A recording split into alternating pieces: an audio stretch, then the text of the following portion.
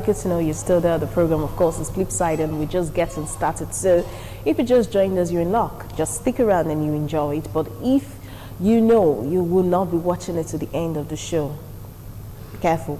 But anyway, you can get all of this program on YouTube, and that's from tomorrow, so you can catch up. My name is Daisy Baisagwan. We're talking about road safety in the Yuletide. I said I have a road safety official in the house, and I'm talking of none other than the Edo State Sector Commander, Corps Commander Anthony Oko. It's good to have you on Flipside. My pleasure. Thank you very much. Okay. All right, so let's just get into it. I know usually the road safety has plans for the Christmas and New Year and all of the festivities for whenever it's December. So I just want to know, what are your plans for this year? Actually, our plans have already started just before the advent of the Yuletide. Right from the Ember month, started from September, we've already rolled our plans, all in a bid to make sure we have safety on our highway. We have, like, when I took over here, I have three-pronged approach to safety, which is visibility and of our men in terms of enforcement, you know, kind of enforcement of the law, or violations of the traffic law. Then we have the quick response to road traffic crash victims to save their lives in events when it happens. And then the third is the massive public enlightenment or public education. So we've been carrying our base. Public education has been there, you know, because we've been going all the parks every morning to carry out public enlightenment on the go. You know, with vehicles that are, you know, they're about to embark on a journey, together with the drivers and passengers, in order to sensitize and conscientize them to be wary of the monstrosity of road traffic crash. Where the driver and both the passengers and the drivers have a stake in the road safety project, of which that we don't need to have a passive passenger, but the passenger must be active, involved, and awake, at least admonish the driver when the driver notices that the driver is no longer focused, you know. And besides, just before they go on a journey, to be able to size up the driver, able to talk with the driver to know whether he's intoxicated or whether he has taken anything like alcohol or is on drugs. Be able to look at the tires, be able to look at the functionality of the vehicle itself. Tire is very, very important, because tire and speed go together. So when a vehicle is not having a good tire, it's affixed with the one we call Tokumbo tires or expired tires. The tendency is that it tends to burst while on high speed. Okay. Because one thing about tire is that it is an intermediary between the vehicle and the tarmac, which is the road. And then you have a tire that is not sound enough, and you are blasting, you know, speeding on a hot tarmac, which is road. The tendency is that it will expand, being made up of molecules. And because it's already an old expired tire, it will burst, you know. And maybe if the driver is on a speed higher than the standard speed limit of 100 km per hour, maybe it's on 140, 160. Of course, the driver will never be in total control of the vehicle when the tire bursts on motion. Of course, you know, the guess is as good as mine. Yeah. Of course, the people there will be lost in a road traffic crash. including the driver. So the onus is on the on passengers to note this. You don't leave everything in the hands of drivers and road safety. Of course, in terms of traffic enforcement and visibility, we are on the highway in order to flag down vehicles, ask necessary questions, check check some of the things we need to check, and actually ask questions, because when we see road safety on the highway, we flag down and know where that vehicle is actually coming from, and then know when they left, and actually know the number of hours they've spent. You can as well say, no, we won't allow you to go. Just go and rest.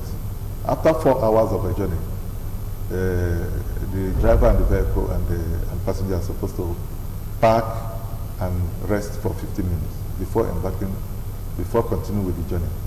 All this will help in reducing road traffic crash, because it will actually irate them. Okay. That is, yeah. Now, you were talking about assessment of tires, how we could know that the tire is, if the tire is not new, there's a likely chance, especially when it's overused, because yeah, we hear fairly used. Sometimes most of the things we buy as fairly used are actually being used beyond the fairly. They are already so weak, and then we still buy them. But what other ways can we assess the safety of a car? And even for the tires, for an untrained eye, like they say most women don't know much about cars. When they have car issues, they just leave it for their husbands to go deal with. How do we now know that, okay, this tire is actually weak or not? How can we easily assess? We know that tires expire. Of course, you see a tire, there are figures that are written on the wall of the tire. Okay. And these figures they are encircled. The figures are encircled there. And then you might see 15, 16. Okay. You understand?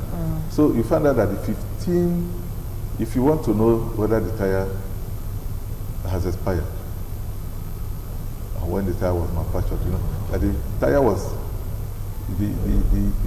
there are 4 figures there. Let's say 15, 16. So the first 2 digits is the week the tire was manufactured. And the last 2 digits is the year the tire was manufactured. You can say 15 weeks in 2016. Okay. And you are buying the tire in 2019.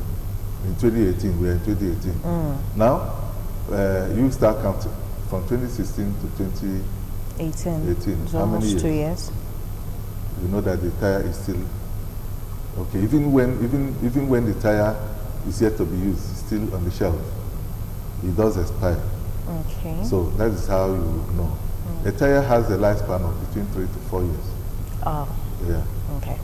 So before you can discontinue its use. All right. So you all heard that, so that you can be alert and check tires before you just hop into any vehicle you see. Now, still talking about accidents, you talked about your men being proactive and them being on the road to help accident victims. That's one of the top 3 things you said you will be doing this Yuletide, and what you've always been doing.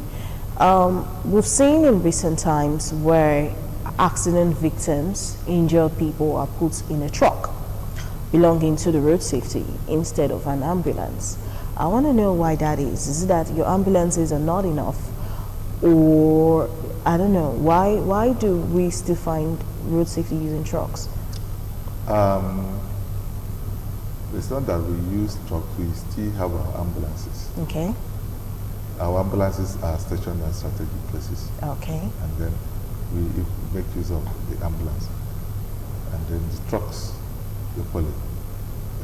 So the aim is to stabilize and take them quickly to the nearby health facility in order to save their lives.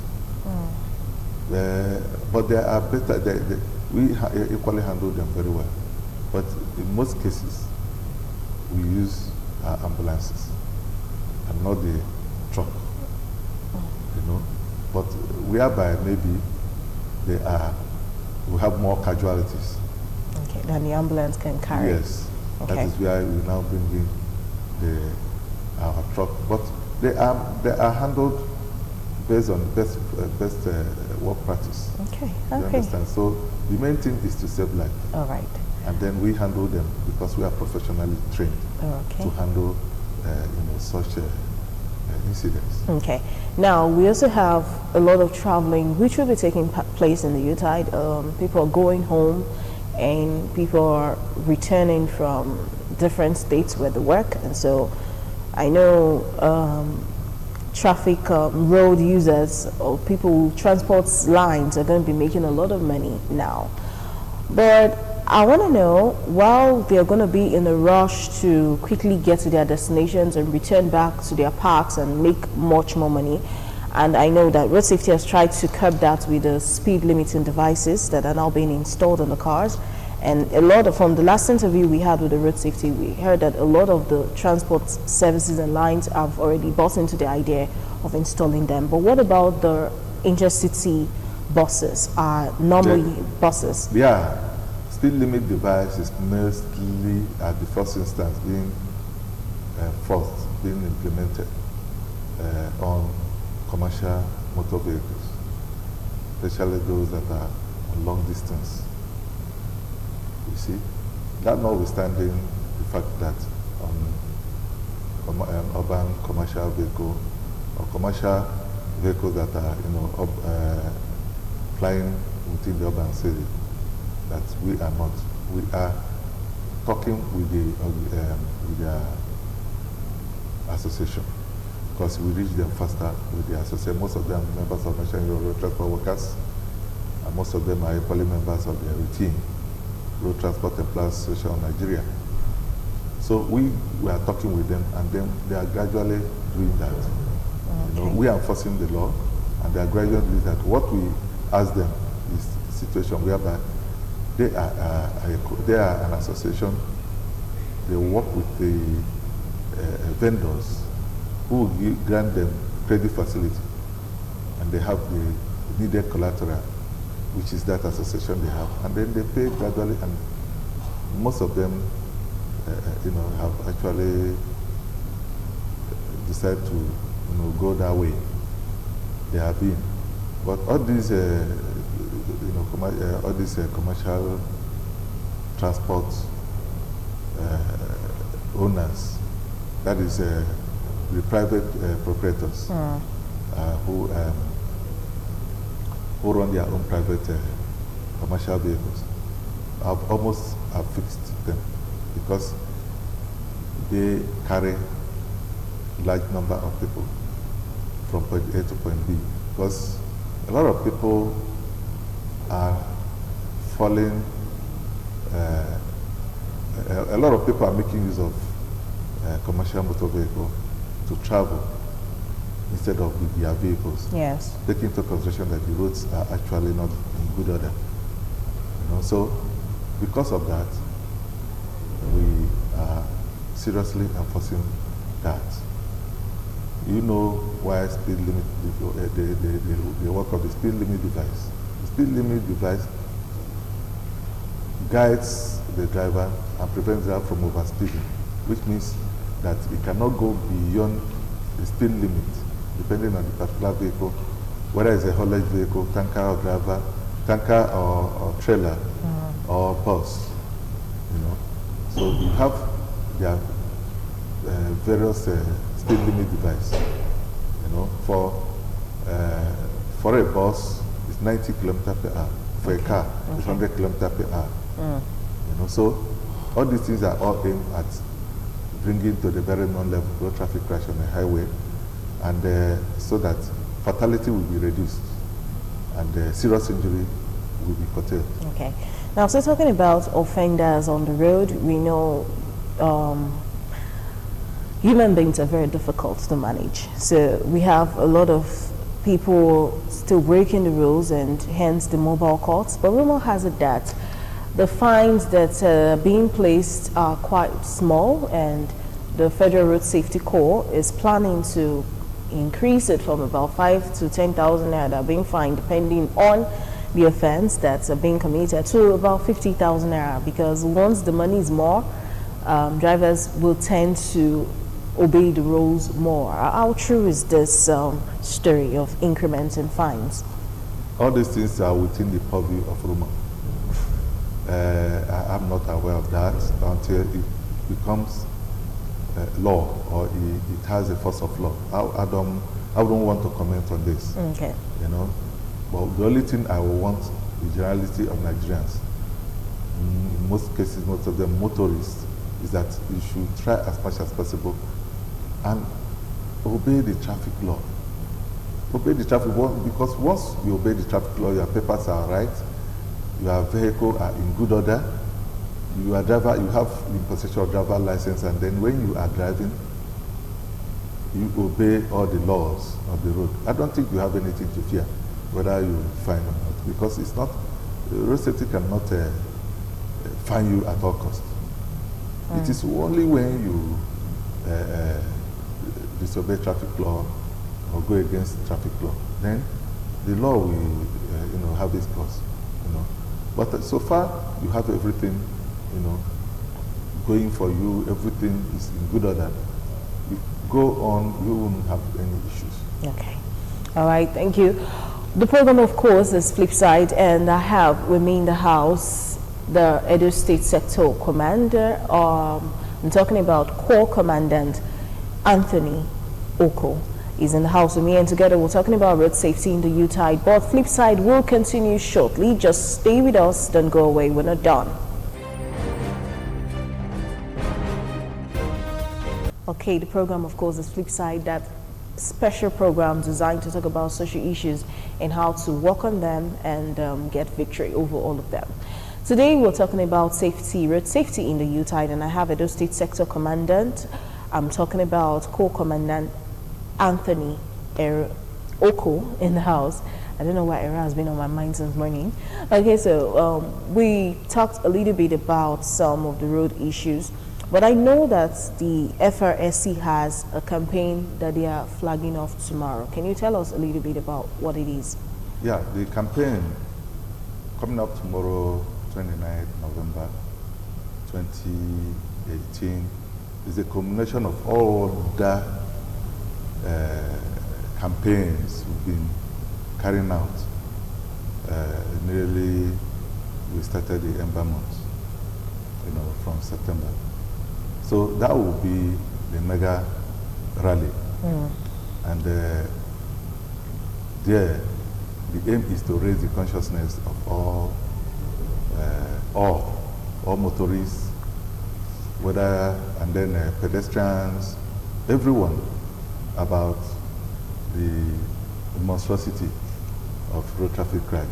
That everyone has a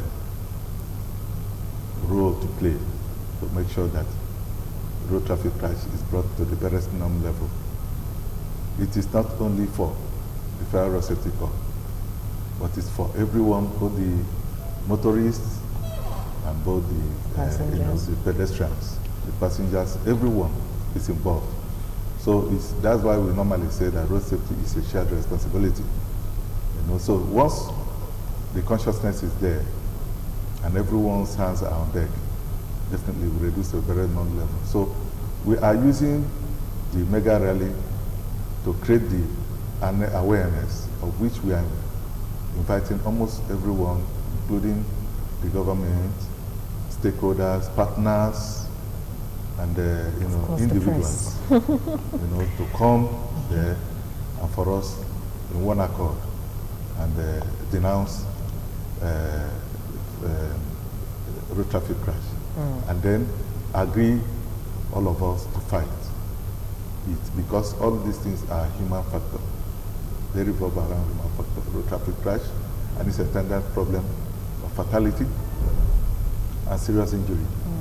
That at the end of the day, the society suffers. The socio-economic effect is enormous. Yeah. Yeah. Okay, now let's talk about drivers in other states. I've been to Lagos and I've seen they are downfall drivers and how they're bad. But let's talk about the drivers in my states, Edo State drivers. A little assessment of their attitude to road safety. How would you rate them? The downfall drivers? No, Edo State drivers. Yeah, in Edo State, averagely the driving culture is not too good. It's not too good. We really need to step up the game because everyone seems to be greedy. Everyone seems to be impatient. And impatience is not advisable in the area of safety. You must see the other person as a madman, and you are the only sane person. And that madman you see, and that person you see as a madman will see you as a madman. Okay. You know? So if everyone sees each other as a madman, and that here is the only sane person, and you are driving defensively, we will definitely get there. That is, we will reduce to the very minimum level road traffic crash on the highway. But here, we have what they call route violation by almost everyone, especially the so-called kabu drivers. And you see people who will look at, how do I go this far? You are behind steering, you are riding, and you are more impatient than the person who is the pedestrian. Now, you now go the other way by facing an oncoming traffic on another person's lane, and you use the lane as if you have the right to use the lane. Of course, it shows that you need to be examined.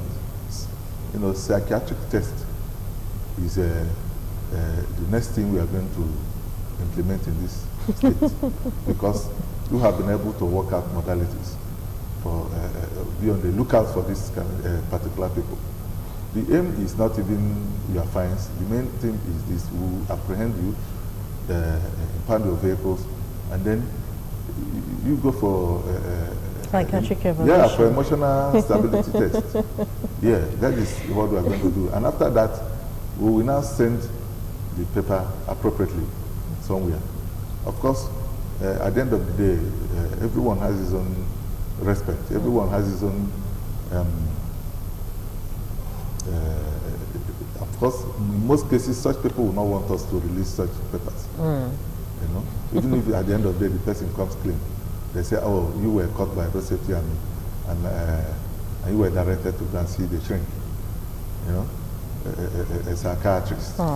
Of course, it is very, very shameful. It's a shameful thing on that person's part. Of course, we will definitely do that. You know, because we've had enough of public enlightenment in that aspect. Okay.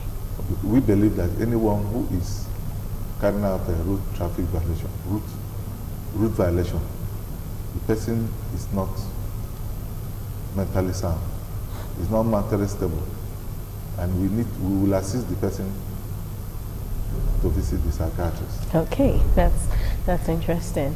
And they said that we have a lot of Nigerians who have mental issues already, so I can just imagine the number of drivers in Edo State that will have to visit Uselu in a very short time from now. Okay, so let's quickly do maybe a little bit refresher of road safety rules and tips. I know every time we bring a road safety official here, we try to ask this particular question because you can never overemphasize the importance of knowing some of the road safety tips or road safety rules that are needed.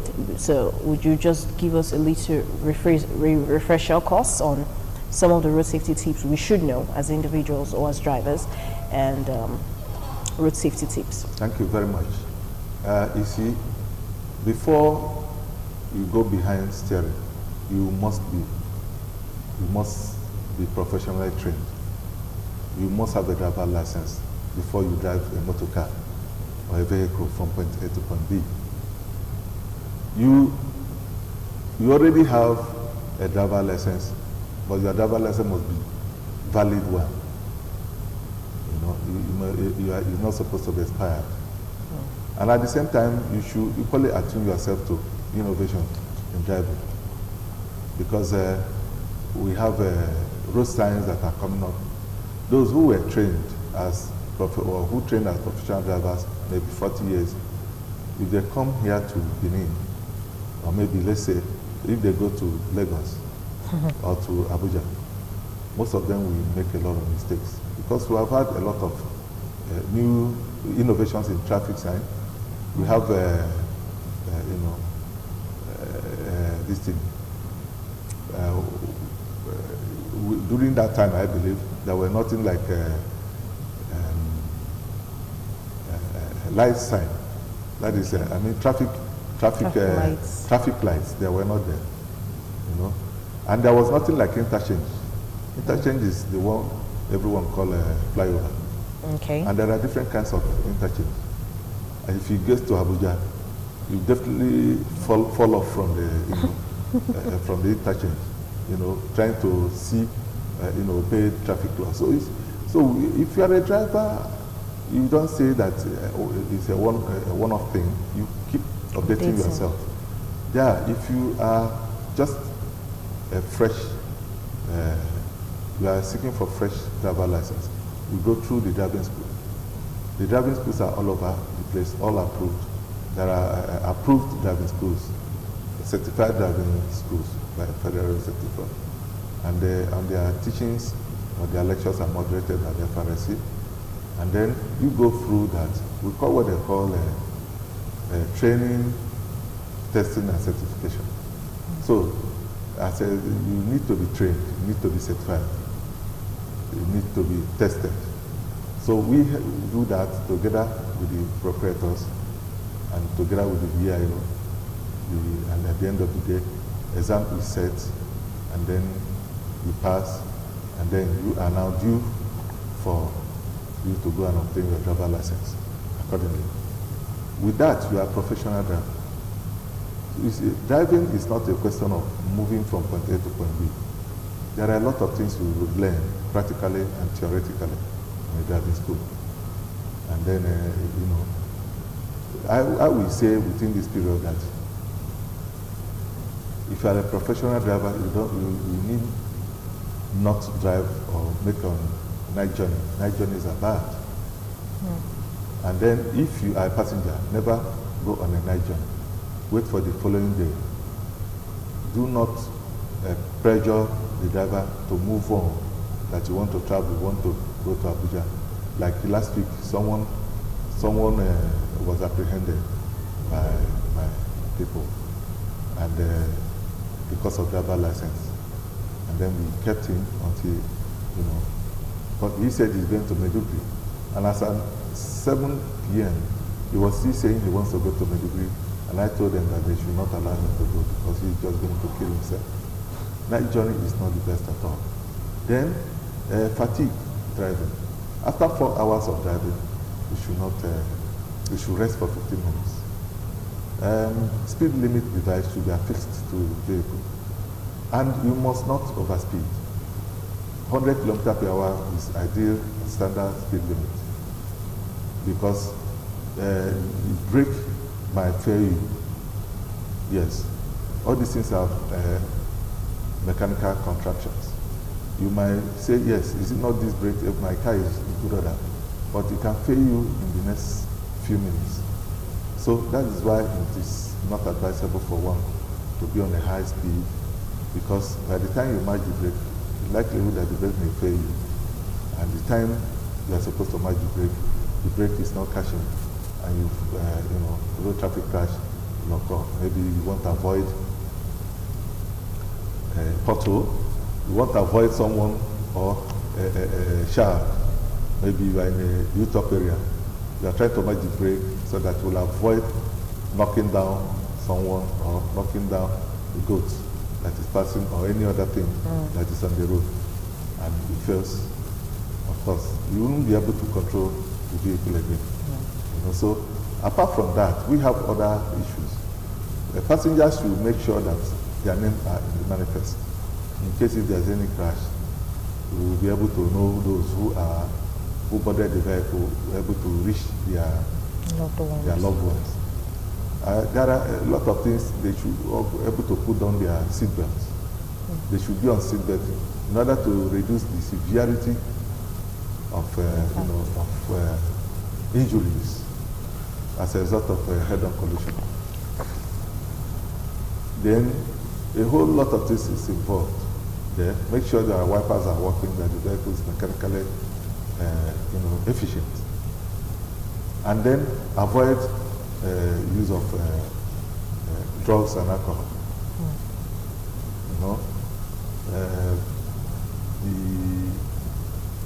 The 0.05 gram per 100 milliliter is the only accepted content of alcohol one should take. Anything beyond that, it will affect the blood alcohol content in the body, that's BAC. If you go beyond that, it will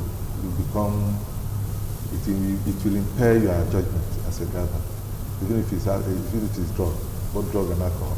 We have breathalyzers which we use to assess the alcoholic content in our body through a breath sample. You just get your breath sample and within minutes, you know whether it will allow you to continue or not, or you allow you to, or will keep you not to continue with it. If you must drink, do not drive. If you drink, get a driver who is not drinking to take you home. But it is advisable that you don't drink and drive. That if you must drink, then you're definitely not going to drive. People's lives are wasted. The people's lives that are being wasted are wives and husbands of people. And they are parents of children. And they are dependents. Their loved ones depend on them. They are breadwinners. They are the most productive sector. They belong within the productive sector of the economy. Most of them are employers of labor. And in most cases, when such incidents like road traffic crash affects them, it affects a whole lot of people. The society loses. Their children are made orphans. Wives are made widows. Husbands are made widowers. And their aged parents are bereft with nothing again. Who will take care of them? And poverty sets in. And that's why we are talking about socio-economic effect. All these things, the road traffic crash we are talking about, all these things we've been talking since I came here, is man-made. Impatience, if we are patient, we will reduce to the very minimum and drop all the ego, drop all this greediness. It has to be there. Who are you? I must move before you. All this kind of thing. I mean, we will reduce to the very minimum level all road traffic crashes. In fact, road safety is working very hard to see that we should not have even road traffic crash at all. Yeah. If we have road traffic crash, there shouldn't be any fatality, there shouldn't be any serious injury. If you go to trauma centers in the hospital now, you see people ordinarily who were walking with their limbs, have had their limbs chopped off, legs and hands chopped off, and they wouldn't do all those things they used to do before. And they become dependent on people, and then maybe to be the only breadwinner in that family. The person, the family has lost, and we have had people who have died in those traffic crashes who are actually employers of them. And then it affects the company, and the people working in such companies lose their jobs. Yeah. Because it's not only the government that will continue to be employers of labor. The individuals, private individuals who have the means to set up their companies definitely will assist the government in employing people so that people will have means of livelihood. So you could see that from the entire scenario, the society loses a lot. The nuclear family loses. And then I think it calls for sober reflection. The human beings will not kill fellow human beings through this form. All right. Yes. Right. Before I let you go, Mr. Oko, I'll just let you rule out numbers, because we know that when there are emergency cases like this, there are numbers we can call so that the road safety can attend to the victim. So what numbers can we use this Yuletide to reach? The number you can use that is very simple. And it's only we only give you 3-digit numbers. We cannot give you 11-digit numbers because you easily forget them. Just it's a toll free. You don't have anything to lose. You are not paying any service charge. Just call 122. 122. Yes, and then that's the Federal Road Safety call center, and they will reach us anywhere. Okay, thank you so much for being on the show. We really appreciate it. It's been a pleasure. Okay, at this time we have to call it a wrap on the show. It's been an amazing time. I did tell you that you'll be learning a lot if you stay with me, and I'm sure that you did not regret staying on the show today. But for those who missed out any part of it, you're in luck. You have a repeat broadcast at 4 a.m. Star Times channel 130 and GoTV channel 107 tomorrow morning. And also you can get the complete video on YouTube from tomorrow. My name is Daisy Baisagon. Please, we need to be safe and healthy when we are celebrating, because we want to get into the new year strong and in complete health. I want to, I'm sure you do too. So let's put our hands together. All hands have to be on deck to ensure that our roads are safe and that our drivers are sane. So do not give up on this fight. It's going to be a continuous one, and I'm ready. So you should also be. Thank you so much for staying tuned. Have yourself an amazing rest part of the day. Bye-bye.